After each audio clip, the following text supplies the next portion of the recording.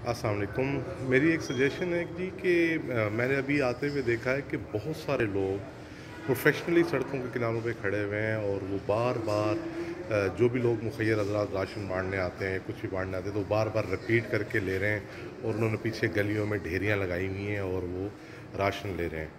तो मेरी एक सजेशन है कि क्योंकि हमारे पास एहसास प्रोग्राम में भी डाटा है और वैसे भी हमारे पास तमाम मोबाइल कंपनीज़ के पास, गवर्नमेंट के पास भी बायोमेट्रिक डाटा अवेलेबल है।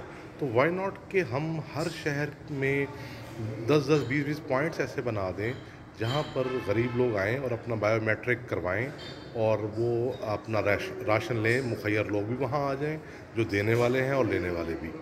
उसका बेनिफिट ये होगा कि जो एक दफ़ा मुखय्यर ले चुका होगा राशन, उसका डाटा फिर हम पब्लिक भी कर सकते हैं। सानिया नश्तर साहिबा के पास ये डाटा अवेलेबल है।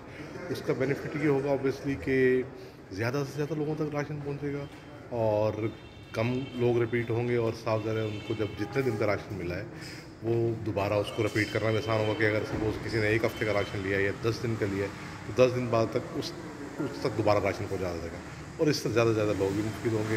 एक सजेशन है, बाकी काम देखें आप जैसे करें।